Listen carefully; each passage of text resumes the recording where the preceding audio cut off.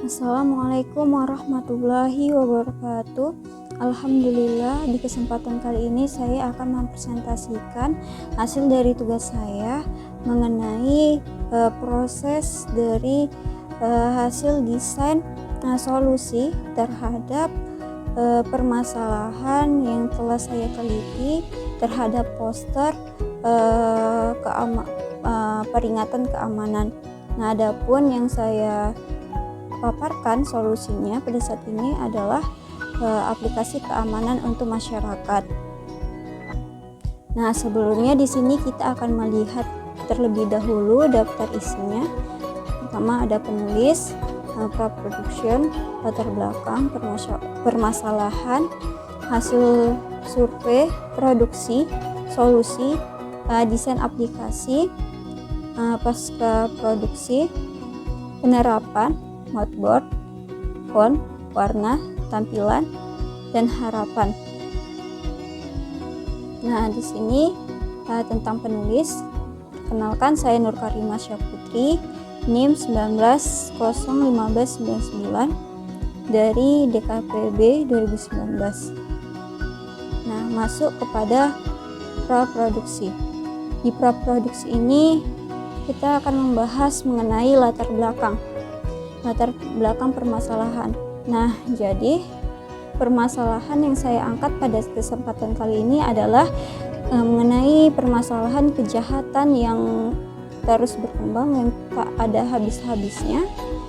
Nah, di sini dijelaskan bahwasanya kejahatan atau tindakan kriminal merupakan salah satu bentuk dari perilaku menyimpang yang selalu ada dan lekat pada setiap individu atau setiap masyarakat.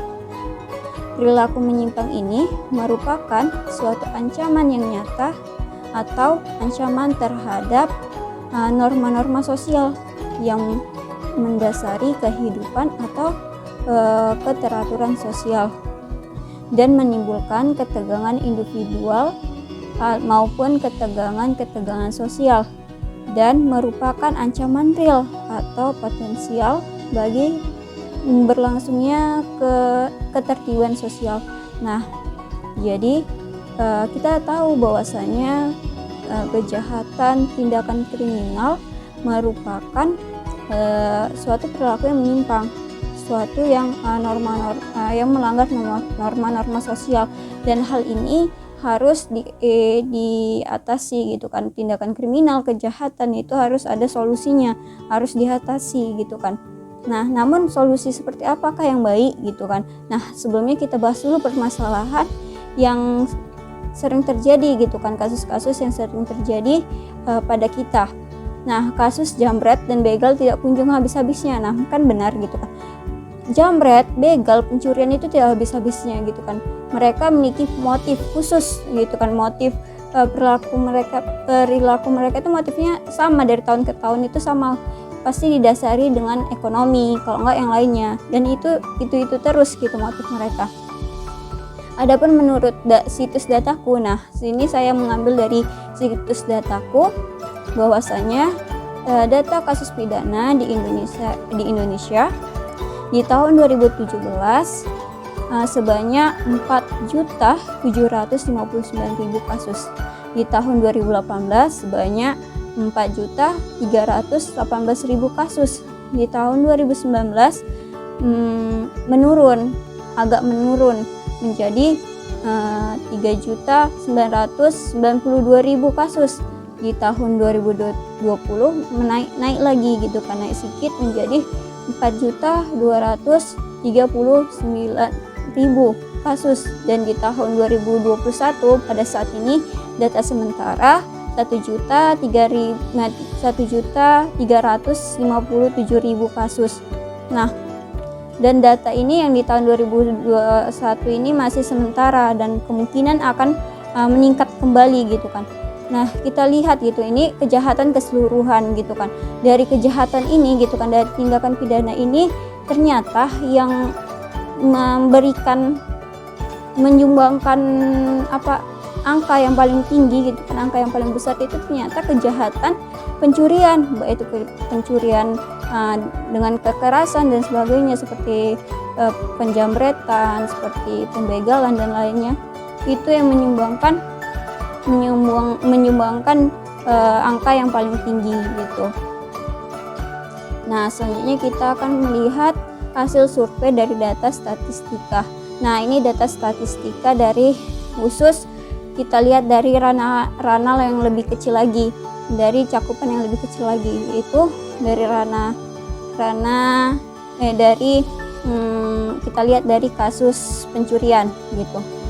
Di kasus pencurian ini gitu kan, menurut data statistika di tahun 2007 itu mencapai 1.917.000. Nah, ini termasuk angka yang besar gitu kan. Pencuriannya ini di dalam pencurian itu termasuk ada begal, ada jamret, ada banjing lompat dan lainnya gitu kan. Terus di tahun 2018 juga makin naik berapa ribu gitu kan, jadi 1.990.000. Nah, di tahun 2019 ada penurunan gitu kan, menjadi 1.498.000 gitu kan. Baru di tahun 2020 ada penurunan kembali 1.131.000. Dan di tahun 2021 data sementara yang didapat itu 329.000. Nah, memang kita lihat dari data statistika ini, kita lihat di tahun 2007 ke 2018 ada kenaikan gitu kan, sedikit. Walaupun sedikit, ini angka yang cukup besar gitu kan. Berapa ribu itu besar gitu angkanya. Dan di tahun 2019, 2020, 2021 ada penurunan memang gitu kan. Tapi tetap ada gitu kan, dan ini angka ribuan, jutaan, ini angka yang besar gitu kan. Dan ini membuat penyimpangan sosial gitu kan, membuat tidak terjadinya kesejahteraan di tengah masyarakat gitu kan. Nah, maka di sini kita membahas mengenai produksi. Selanjutnya membahas mengenai produksi. Nah, pada produksi ini solusi apa sih yang akan dipaparkan?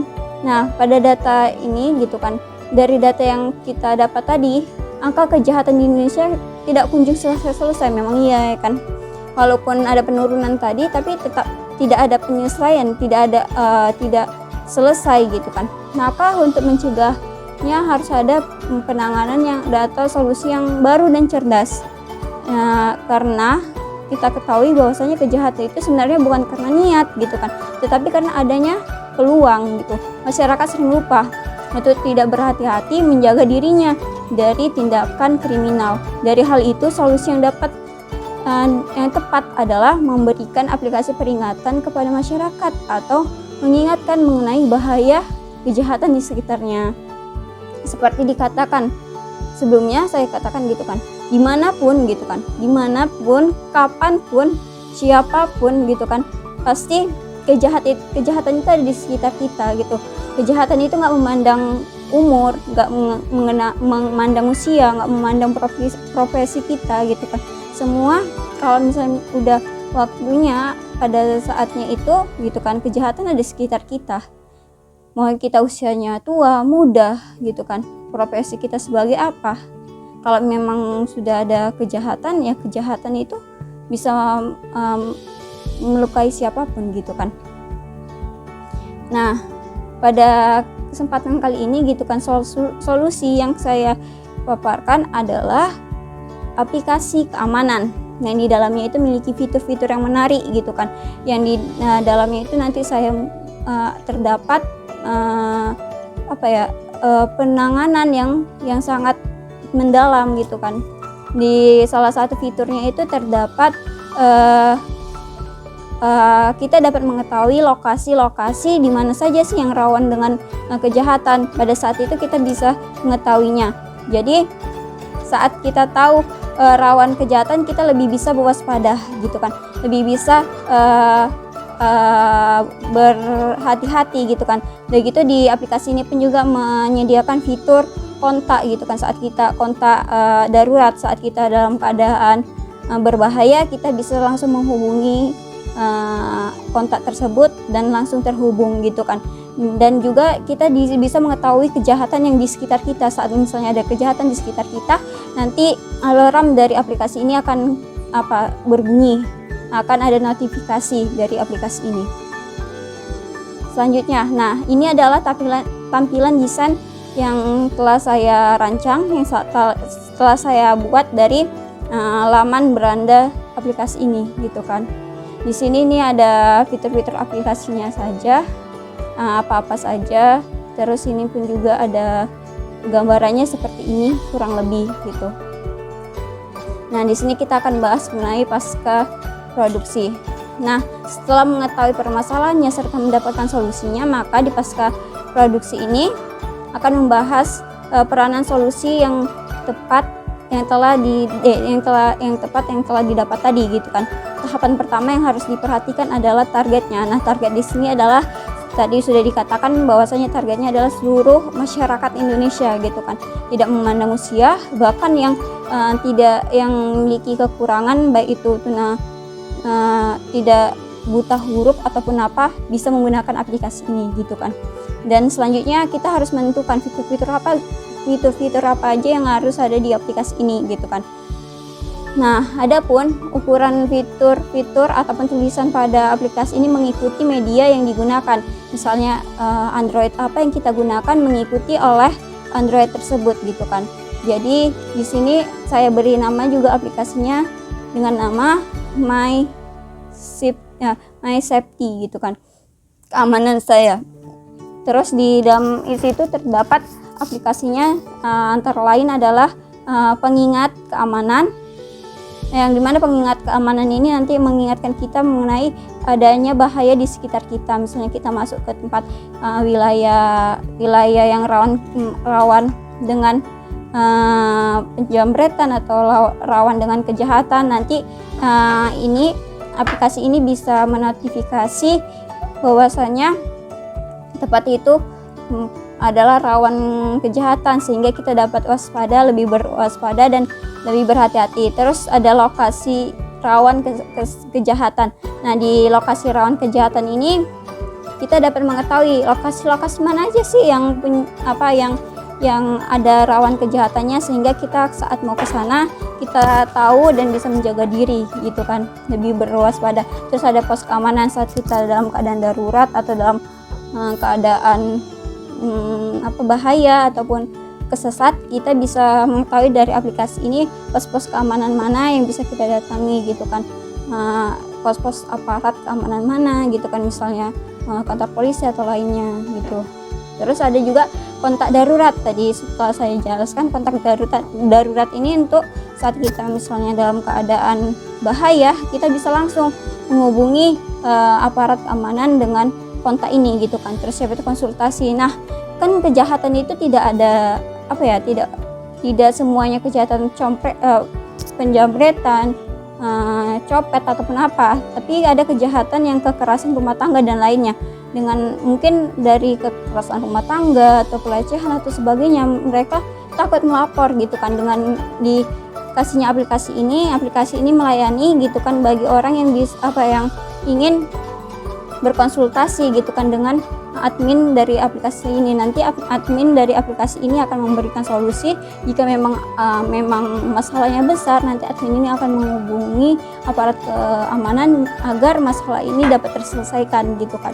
Selanjutnya adalah ada tindakan keamanan. Nah, di aplikasi ini pun juga menyediakan tindakan keamanan, menyediakan artikel-artikel gitu kan, bacaan-bacaan ataupun tips-tips gimana kalau kita dalam keadaan bahaya, tindakan apa yang harus kita lakukan gitu kan.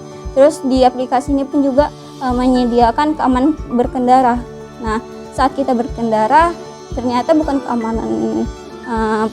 keamanan diri aja, tapi saat berkendara juga kita disediakan untuk keamanan di aplikasi ini. Jadi di aplikasi keamanan berkendara ini nanti kita disuruh untuk mengisi data dari kendaraan kita, agar nanti kalau misalnya suatu saat kendaraan kita ada hilang atau apa, mudah dilacak. Dan misalnya dan juga di aplikasi ini nanti saat kita gunakan gitu kan, kita bisa mengetahui apa aja yang harus kita lakukan saat berkendara gitu dan lainnya. Terus ini ada modboardnya sini ada warnanya yang akan digunakan dan juga bentuk-bentuk tulisannya gitu kan, font-fontnya. Nah selanjutnya nih font yang dipakai adalah font Lato, yang dimana font Lato ini memiliki kesan yang tegas, yang simple namun tidak membosankan gitu kan, dan ini mudah untuk orang memandangnya gitu kan, mudah untuk orang membaca tulisannya. Nah terus yang saya gunakan pada aplikasi ini menggunakan warna yang berani gitu kan, memiliki warna-warna yang terang gitu, yang berani gitu kan, seperti warna navy, almond, red orange, terus mango, dan ini ada kode-kodenya di sini gitu kan. Terus ini tampilan dari aplikasi yang nanti jika digunakan di handphone. Nah sekian harapan dari aplikasi ini gitu kan. Harapannya adalah dengan metode aplikasi ini diharapkan semoga angka tindakan kriminal menurun serta dapat membantu aparat keamanan dalam melaksanakan tugasnya, dan dapat mengingatkan dengan aplikasi ini diharapkan dapat mengingatkan orang-orang untuk berbagai kalangan itu untuk waspada, untuk selalu menjaga keselamatan mereka, selalu berhati-hati gitu. Nah, karena bahaya kejahatan itu ada di sekitar kita. Sekian dan terima kasih. Wassalamualaikum warahmatullahi wabarakatuh.